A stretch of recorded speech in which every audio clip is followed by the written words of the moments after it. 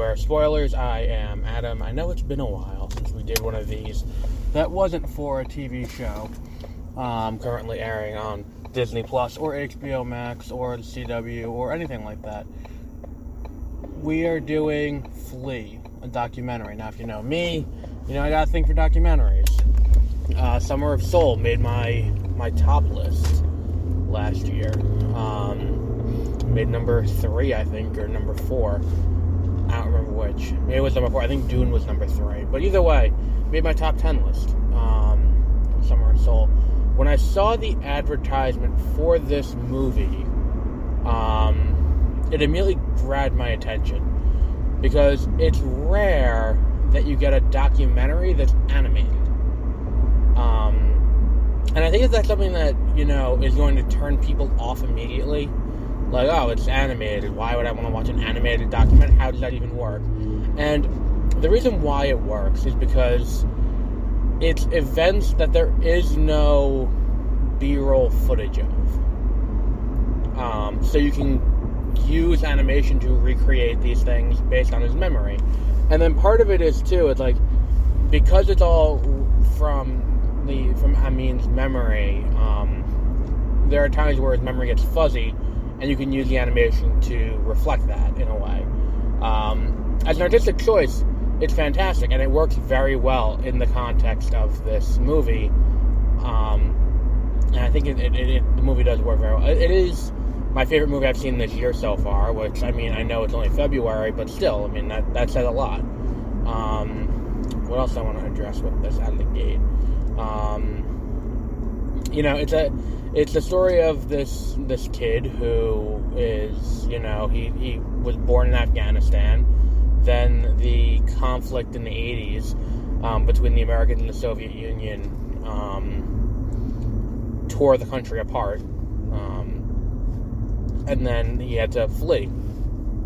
The only place he can get refuge was Russia. And then the majority of the movie is the story of him attempting to find a place in the world. Not just as a refugee and trying to find a home, but also him as, you know, like to a lesser extent. I'm not going to say that's the entire movie, but to a lesser extent. But it's still there and palpable.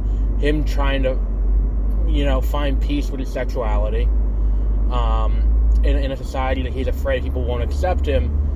And I think that's another really powerful thing this movie does very well. Is illustrate that aspect of it, not making it the focal point of the movie, but it is something that's important to him, so it does get enough credibility and mention. I really like the use of real footage for B-roll to juxtapose with the animation. And I think that it was an interesting choice, too, to not just have the flashbacks be animation. Because when you have the flashbacks be animation and not the footage of him talking to the director and all of that, it does kind of create this disconnect to an extent, where it's possible for the viewer to look at what's happening and be like, okay, so this is, you know, fiction, because, you know, we have our preconceived notions about what animation is. We have the preconceived notion that it is, you know, for children and for children alone. We have this thing where it is, what the fuck are you doing? Sorry, I do this while I drive. We have a preconceived notion that it is not, and this asshole threw a cigarette out the window too. We have a thing where it's, you know, we believe that it is inherently fictional animation because it's not footage that we can see with our own eyes. Like, I can't, like, anything you see animated inherently didn't actually happen, is what we think of when we see this. Because the way the animation works is it is inherently a created image. Inherently it's an image that had to be constructed in some way, either hand-drawn or done by a computer. So in some way it does that. So having it where we have a reference point where this actually happened, and this is an animated rendering of something that actually happened, does lend credibility then to the scenes of things that are, you know, happening. And then we get the B-roll of real footage of, you know, the Civil War, or not Civil War, the war in Afghanistan, and, you know, like what things were like in this in the tenement he lived in Estonia and all of that, it really does land very well and tell the story in a more impactful way, because now it stands out more. Now it's not just this now it's not just this thing where it's like, oh well, this was his experience and all of that, this is his memories, recollection, and all of that.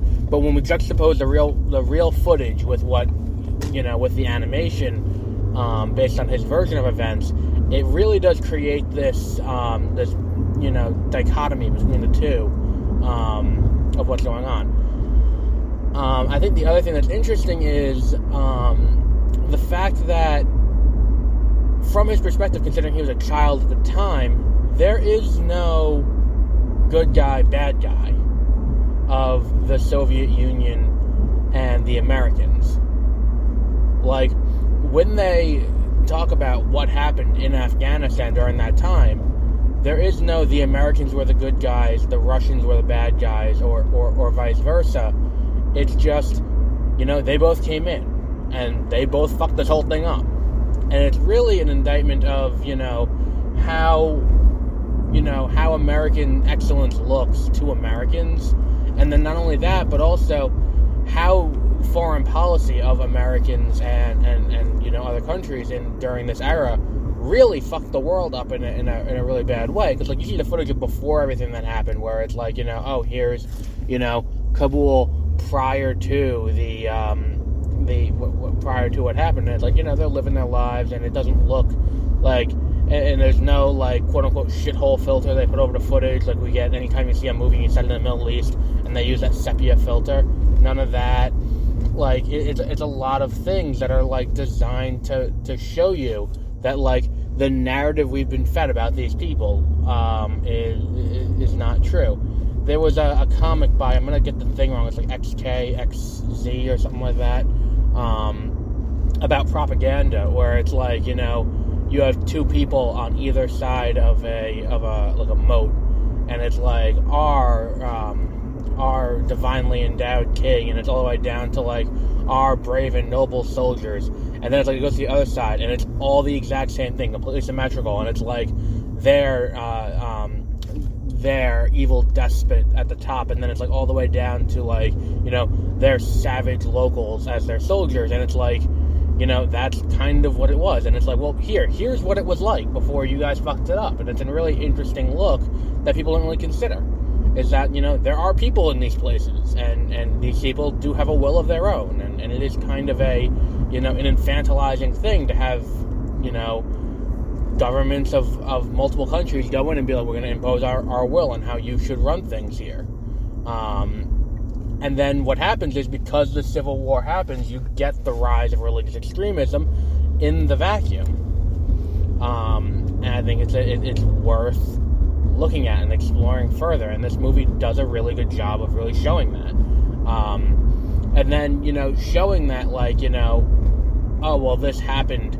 And then they're looking for help from outside of Afghanistan when they're trying to escape and flee Afghanistan in the middle of this conflict, as seeking asylum and becoming refugees.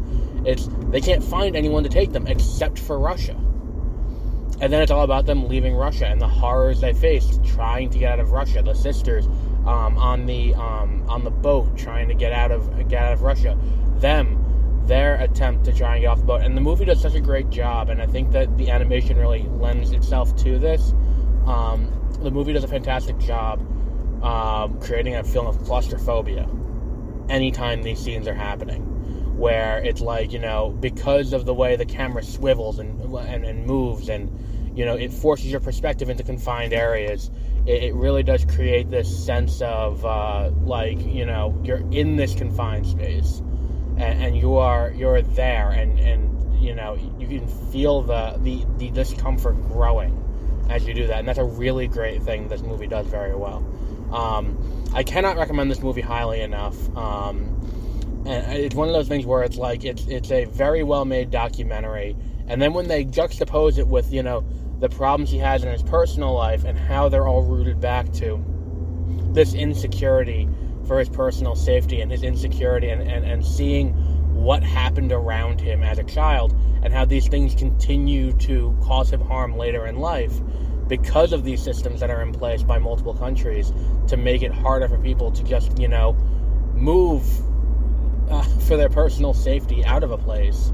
Like, it does it so well, where it shows, like, him, like, his issues with his relationship with his boyfriend and eventually husband, and it's just, everything about it is done so well.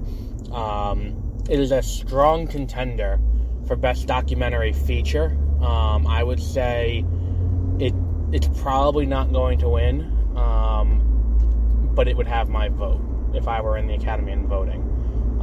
Summer of Soul is probably going to end up winning, but this would have my vote. And if it weren't for Drive My Car, which I have not seen, but I've heard very good things about, I think this would have a very strong chance at Best International Feature, too. But it is so worth your time to watch if you have not watched this movie yet. It is available in theaters. I mean, my theater's not in a major city, so it is a 17-inch screen theater, so you take that as you will with how much, how big the theater is and compared to what needs to, what's playing now. Like, I'm assuming a 7-screen or a 9-screen may not. But if you have a large theater, it's probably playing. And I cannot recommend highly enough that this movie should be seen by absolutely everyone. And it is definitely worth their time to go and watch it. So with that, we'll be done. That'll be the end of this. And we'll be back tomorrow morning with the Book of Boba Fett. And then the next morning with Peacemaker. And then we'll do a catch-up on Naomi on Friday. Also, tomorrow night, Moonfall. And Who We Are. A look at racism in America on, what's it called? On